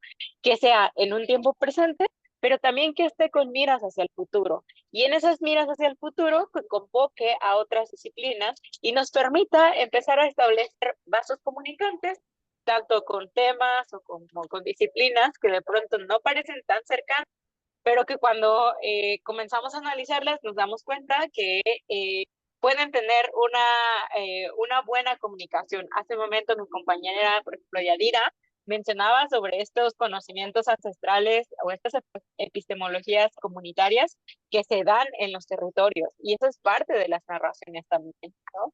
Entonces, por otra parte, también lo que nos interesa desde el centro de investigación no solo es estudiar, digamos, obras o autores afrodescendientes negros de América Latina, también nos interesa dar a conocer esta parte más profesionalizante de las investigaciones que se hacen, investigaciones situadas. ¿Qué es una investigación situada? Bueno, que está partiendo desde personas no solamente que tienen un compromiso y una convicción con los derechos humanos desde una perspectiva étnica racial, sino que pertenecemos a estas comunidades o a estos grupos. Entonces, eso es una manera también de luchar y de reivindicar la actividad profesional desde la trinchera que nosotros hacemos, que es la investigación, ¿no? Entonces, para nosotros también es importante empezar a debilitar la idea de que la investigación solamente puede ser hecha al margen meramente de lo académico, ¿no? Es decir, como solo si tienes como ciertos títulos o si perteneces a ciertas adscripciones académicas, puedes hacer investigación. No, apostamos más porque las investigaciones sí nacen en un epicentro comunitario, y lo bonito de que nazcan en los epicentros comunitarios es que nos permite empezar a revelar estas cosas que no son tan habladas, no son tan abordadas y que de pronto aparecen como sobreentendidos, ¿no? Son como cosas que parece que han sido dichas durante mucho tiempo, pero que a la hora de nosotros, por ejemplo, documentar y realizar estos marcos conceptuales, estos estados de la cuestión, nos damos cuenta que hay una laguna inmensa de información, ¿no? Esto nos permitió hacer este enfoque de un análisis cuantitativo y cualitativo, en el que se hizo una función interesante en decir como, bueno, ahora qué hacemos con estos datos, ¿no? O sea, cómo trabajamos con estos datos, un poco a favor de lo que hacemos, pero también un poco invitando a la reflexión más amplia en torno a lo que estamos planteando. Y fue ahí cuando empezó a surgir o a funcionar de manera más orgánica esta perspectiva de territorializar esos datos, ¿no? De hacer una visualización en el que empezábamos a desagregar, por ejemplo, por género literario, por sexo, no sé, por ejemplo, por número de mujeres, de personas que se identifican como mujeres y personas que se identifican como hombres, que están en estos circuitos literarios, ¿no? Y específicamente en esta investigación sobre menstruación, también hubo una parte de analizar cuantitativamente, ¿no? Estos análisis cuantitativos de pronto no aparecen como el reflejo solo de números como tal, sino también van hacia adentro, funcionan de una manera más endógena, en la que empiezan a activar estas discusiones sobre, por ejemplo, hacer el cuestionamiento a términos categóricos que hemos aprendido en las ciencias sociales. Un ejemplo de ello es la pobreza, ¿no? Lo aprendemos como un término que instala cierto destino manifiesto en los individuos, y también es importante empezar a hacer esas transformaciones para, por ejemplo, en lugar de hablar de pobreza menstrual, hablar de empobrecimiento menstrual, ¿no? O empobrecimiento de los cuerpos menstruantes. Y todo el tiempo estamos en una discusión constante de cómo empezar bueno, no empezar, pero cómo reforzar este lenguaje que es un lenguaje antirracista, un lenguaje comprometido con los datos, pero también un lenguaje que permita seguir posicionando una crítica anticolonial, antipatriarcal y antirracista frente a la ciencia social. Y nosotras como investigadoras, pues nos vamos rigiendo sobre esa línea, ¿no? Y eso implica que en todo momento nuestra reflexión va a tratar de ir un poco más allá, va a tratar de echarse 5 pasos adelante para poder decir, bueno, sí, ya sabemos que la menstruación como tabú es un problema, pero ¿qué más? ¿Cómo afecta este tabú a las personas racializadas? Y luego el siguiente paso, ¿cómo se ha reproducido ese estigma en las comunidades? Y entonces, de eso que parece muy pequeño, muy micro, empieza a expandirse esta discusión y empieza ahora sí a construirse todo un corpus teórico y un corpus que se encamina a hacer reflexiones mucho más sustanciales, donde se convoca a las ciencias sociales, se convoca también a la perspectiva de derechos humanos, pero también se convoca el que asumimos en que es una postura que puede cambiar, ¿no? Aquí me interesa mucho resaltar esto porque creo que todas aquí, o las que somos parte del centro de investigación, estamos en el entendido en que estas reflexiones pueden ser cambiantes. Sin embargo, es importante ponerlas, ¿no? Es importante subrayarlas, sostenerlas un momento y después, llegada el tiempo, podemos hacer un cambio. Ahora bien, eso fue respecto a la investigación de menstruación. Me gustaría hablarles a manera de conclusión, otro de los proyectos que tiene Kutusoma es el Encuentro Internacional de Narradores Afrodescendientes, Narraciones Afrodescendientes, mejor dicho, en el que, bueno, aquí también, como ya lo mencioné, lo que nos interesa es sí hacer una preservación y una revalorización de estas narraciones y de las memorias vivas. Y en las memorias vivas vamos encontrando la oralidad, las formas a veces que son no escritas, en cómo se van transmitiendo de manera intergeneracional ciertos saberes o ciertos conocimientos, y a su vez cómo se van preservando en ciertos dispositivos que funcionan a manera de archivo. Puede ser a partir de cosas escritas, entiéndase como pues novelas, poemas, etc. Pero también es una revalorización en tanto nos vamos dando cuenta en que los pueblos y territorios negros son profundamente orales. Y la oralidad es un dispositivo de memoria, ¿no? Entonces, ¿cómo hablar de preservar la memoria en un contexto de un capitalismo que todo el tiempo parece que nos está arrebatando el lugar del habla, que nos está censurando y como, digamos, de algún modo nos va restando espacios donde podamos compartir ese poder de la palabra? Entonces, en ese sentido, es la apuesta por hacer este encuentro internacional de narraciones afrodescendientes, entendiendo que la narración afrodescendiente va más allá de la palabra escrita y en que no es también una apuesta anticanónica, ¿no? ¿Por qué anticanónica? Porque no solamente nos centramos, por ejemplo, en creer que un escritor es por el número de artículos o de publicaciones que tenga. Un escritor puede no tener los accesos y las condiciones para tener una publicación, y eso no le quita el que sea escritor, ¿no? Entonces, un poco por ahí también va la apuesta de abrir estos espacios para hacer comunidad, para tejer redes, para hacer alianzas y con base en ello empezar a construir una política más efectiva de internacionalización incluso de Kutusoma, ¿no? Es decir, de empezar a accionar no solamente en territorio colombiano, sino como lo estamos haciendo ahora mismo, ¿no? Empezar a tener diálogos con otros países y que esos otros países de cierta manera van alimentando este proyecto interregional que es Kutusoma. Entonces, pues bueno, de nuestra parte es todo. Los invitamos a que nos sigan en redes sociales. En Instagram nos pueden encontrar como Kutusoma, pueden visitar la página también de Kutusoma. Y cualquier cosa, pues si quieren, por ejemplo, si les interesara asistir o participar en el encuentro de narraciones negras, pueden escribir al correo, que estén atentos también a las redes, porque ahí vamos haciendo las actualizaciones. Y en todo caso que también pues a ustedes les llegara a interesar, por ejemplo, algo relacionado a lo que se presentó el día de hoy, con esta investigación de menstruación, pues estamos abiertas a tener más colaboraciones. Pueden escribir al correo que aparece en pantalla y también enviar un mensaje de WhatsApp al número que está ahí. Y con mucho gusto, pues estaremos en la disposición de continuar estos diálogos de manera interregional. A nosotros nos gusta mucho trabajar en esta perspectiva de multiculturalidad, aunque reconocemos también los desafíos y también no idealizamos que el conocimiento y la investigación situada no conlleva retos, al contrario, son retos en todo momento, pero también esos retos nos han permitido entablar estas discusiones y nos han permitido también pensar más allá de la caja, ¿no? Como esto que a veces se insiste tanto cuando estamos en formación universitaria, que vamos al seminario de tesis, a estos seminarios de investigación, y todo el tiempo nos están insistiendo como piensen más allá. Y, y bien a bien, nunca nos dicen cómo pensar más allá, ¿no? Pero es una exigencia, pues, también de la educación universitaria.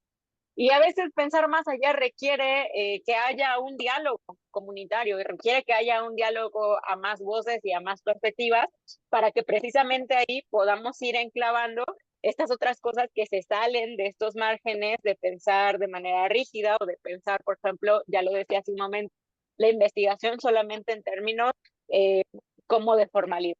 Pensemos también en que, o al menos es el centro de investigación, la investigación como un ejercicio para demandar justicia social, para demandar planes de acción más efectiva que vayan mejorando la calidad de vida no solo de las personas, vamos, pues que estudiamos, sino también de nosotras como investigadoras, ¿no? Y vean también qué interesante, porque nosotras hacemos una investigación sobre menstruación y a la vez somos personas menstruantes investigadoras. Y por ahí también yo les colocaría como esa pregunta, ¿cuántas veces han cuestionado qué relación tiene, por ejemplo, los cuerpos menstruantes con esta labor de hacer investigación?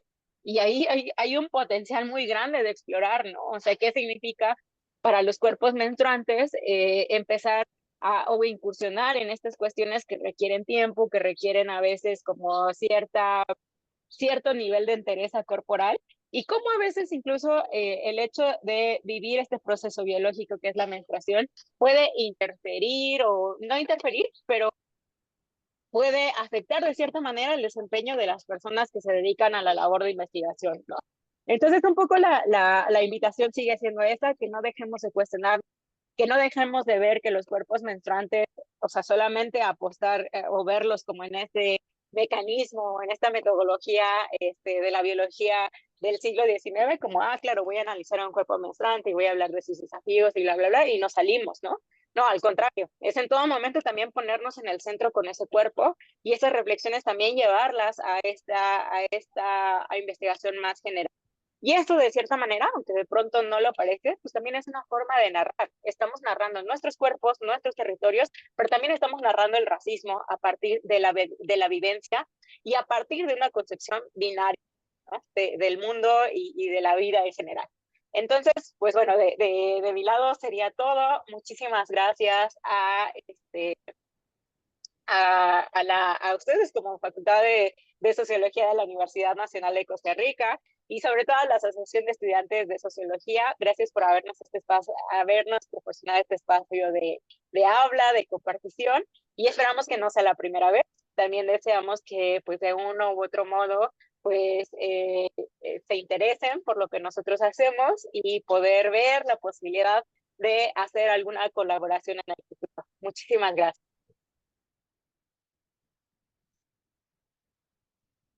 Muchas gracias, Gana. Bien, entonces para continuar con el conversatorio, bueno, también queremos hacer una invitación.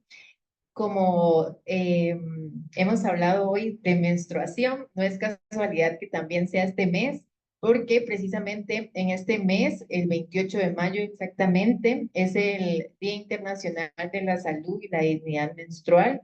Entonces, bueno, precisamente rumbo a esa fecha, activistas, educadoras menstruales y organizaciones, perdón, de la región latinoamericana nos hemos precisamente organizado para movilizar una campaña precisamente para visibilizar esta fecha a nivel regional.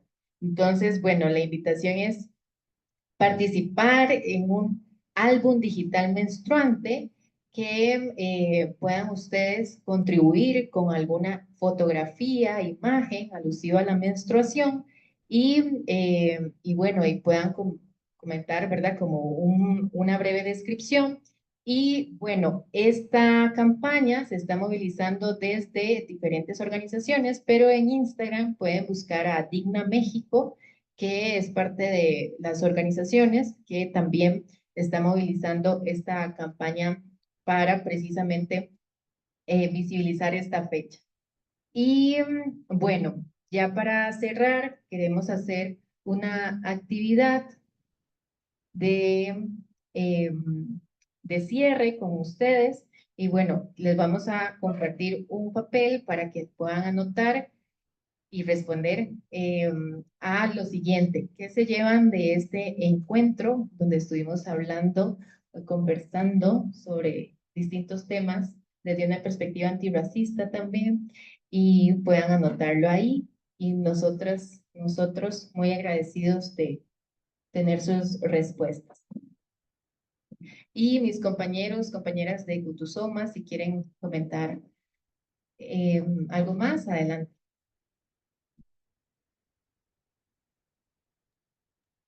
Sí, No, yo quería bueno, agregar algo. extenderles. Ah, perdón. Ay, perdón. No, dale, Gana. Sí, bueno, extenderles la invitación para que pues estén atentos porque próximamente en noviembre de este año estaremos realizando el segundo encuentro internacional de narraciones y narradores afrodescendientes. Por segunda ocasión será en Colombia. Entonces, pues igual si ustedes conocen personas que se identifiquen como afrodescendientes o si ustedes se identifican como personas afrodescendientes y tienen interés en participar, pues nuevamente que estén atentos a las redes sociales. Estamos muy próximos a lanzar la convocatoria y a empezar la difusión de este evento, que pues es un evento que nos emociona mucho porque también es un desafío.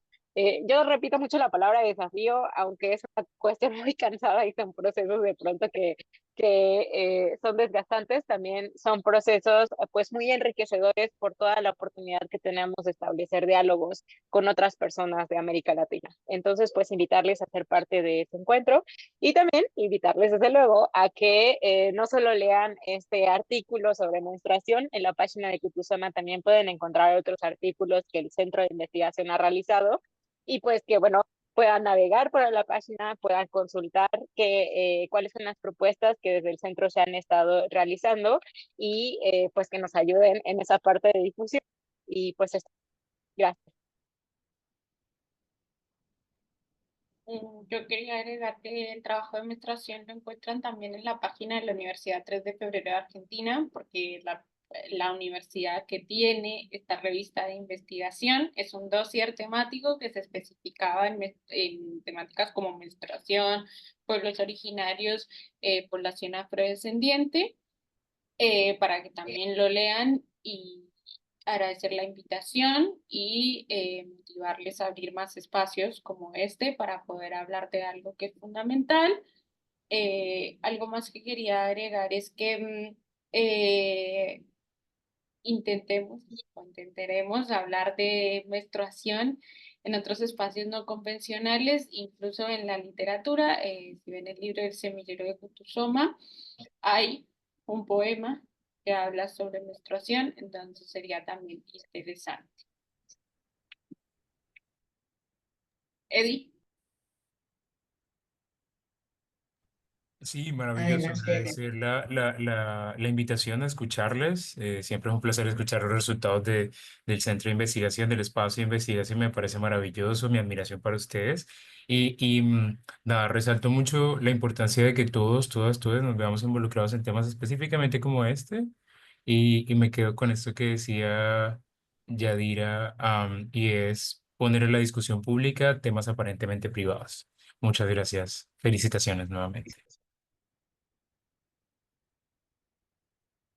muchas gracias, Eddie. Y bueno, si alguien más que está entre los participantes en la sala virtual quiere comentar, adelante, o decirnos qué se lleva de este encuentro.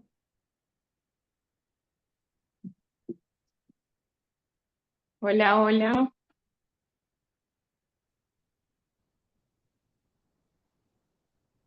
Le escuchamos, Yadi. Compañeras, compañeros, muchísimas gracias por este espacio. De verdad que mis agradecimientos por toda la gestión, también a la Universidad Nacional de Costa Rica por abrir este espacio, por la escucha activa. Es fundamental poder conversar sobre estos temas. Incluso esta semana, cuando estábamos promocionando el evento acá, yo recibí varios mensajes de amistades que me decían, ¿y por qué van a hablar de ese tema solamente en poblaciones afrodescendientes? Porque me preguntaban algunas personas mestizas, ¿por qué nos excluyen? ¿Por qué nos discriminan? Entonces ya para nosotras es un acto de resistencia, es un acto provocador plantear estos temas. Por eso agradecemos los espacios y seguiremos allí muy abiertas a poder conversar, a intercambiar ideas y a participar de estas conversaciones. Muchísimas gracias.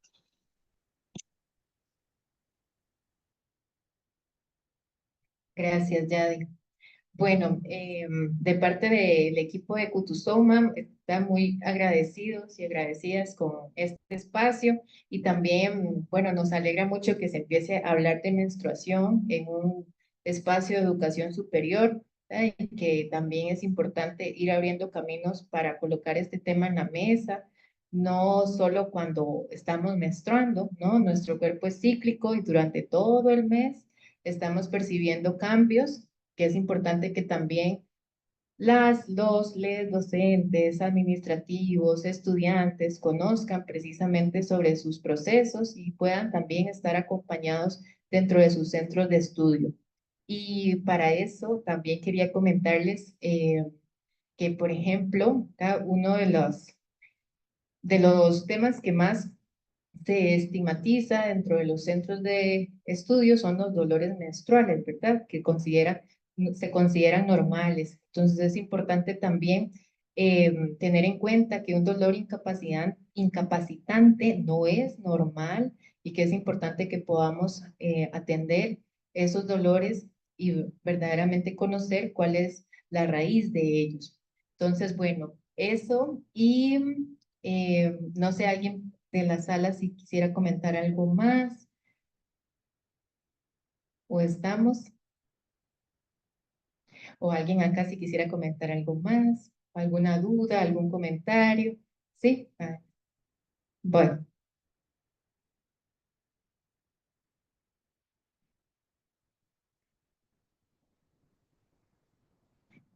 Ahí lo escribí en papel, pero más o menos que no me imaginaba yo que fuera tan importante, digamos, eso.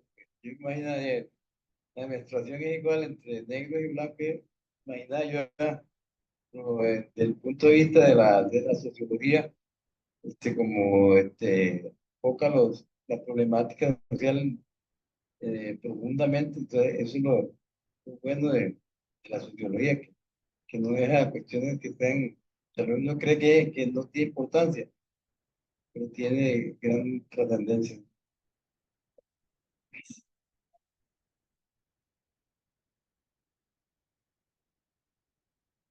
bien, sí, muchas gracias por el aporte y sí, precisamente también por eso tratamos de hacer investigación alrededor de eso y también otro punto que quería comentar es que, bueno, también el hecho de que sean personas afrodescendientes haciendo una investigación que le compete a sus cuerpos es también un acto de resistencia en sí mismo porque históricamente hemos sido dentro de las ciencias sujetas o sujetos de estudio o peor aún, objetos de estudio y es precisamente este trabajo tratarlo de abordar desde otro lugar, ¿verdad? Y desde una mirada antirracista, como bien lo comentaba mi compañera Gana. Entonces, bueno, muchas gracias a todos, todas y todos por participar y que tengan una buena tarde.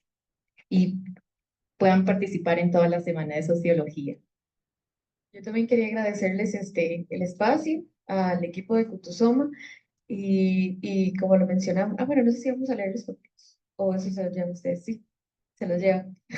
Ok, no, darles profundo agradecimiento por este espacio en la Semana de Sociología y bueno, como varios lo mencionaron, que ojalá este no sea el primero ni el único espacio, sino que nos frecuentemos mucho más y como mencionaba Cinia, en un espacio de la educación superior tan necesario para que se siga expandiendo este tema que es fundamental de la salud menstrual y en zonas rurales. Pero más bien, muchísimas gracias a ustedes.